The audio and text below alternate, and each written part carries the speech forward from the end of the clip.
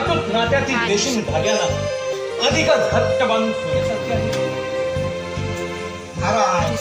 काय आहे तुमची आशीर्वादाची थाप हेच आमचं देणं आहे.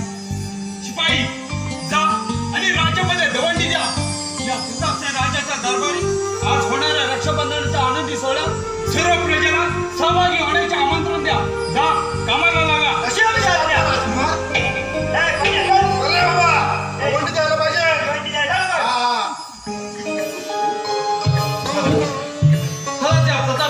पाहिलं की मनाला कसं शांत आणि समाधान वाटतं. चौफेर पसरलेल्या राष्ट्र पिका जणू आमच्या स्वागतासाठी उभे आहेत असा मनाला भास होत असतो. परंतु राजकुमार देवराज आपली प्रजा तर सुखी आहे ना? हा पिताजी, आपली प्रजा सुखी आणि आनंदी आहे. पिताजी, आज श्रावण शुद्ध पौर्णिमा म्हणजे बहीण भावाच्या अतूट नात्यातील प्रेमाचा आणि आनंदाचा दिवस. आज बहीण आपल्या भावाला ओळख आपल्या रक्षणाची जबाबदारी ती एका रेशीम धाग्याने आपल्या भावाकडे सोपवते. पण पिताजी, असं असताना आपले थोरले बंधू धनराज जर का ते इथे असते तर किती आनंद झाला असता ना? धनराज आले नाही म्हणून काय झालं? तुम्ही दोघेही राजपुत्र आम्हाला सारखेच प्रिय आहात. बाळ वहिनी बोलत नाही.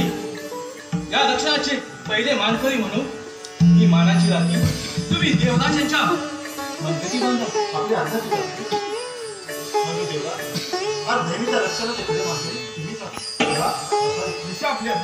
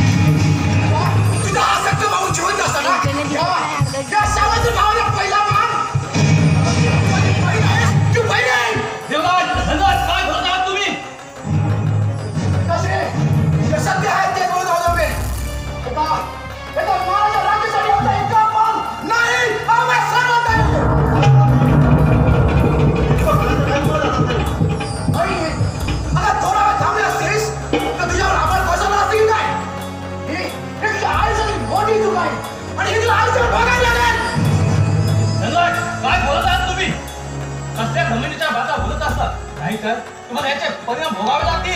काय उपयोग होता या माझ्या लाडक्या बहिणीला लाज वाढत हवी होती. या राजपूरचा पुत्राचा अभिमान म्हणजे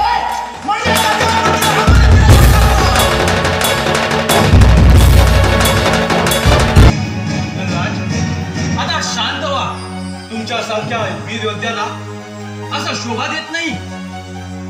देवराज जरी तुमचे सावत्र बंधू असले तरी आमचे बंधूच आहेत.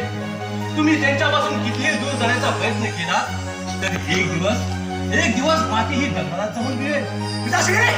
हे तुमचे ज्ञान प्रजेला वाटण्याचं आहे. पण आमच्यासारख्या अपमानाने पेटलेले आहे धनराजाला त्याचा काय उपयोग नाही. राजा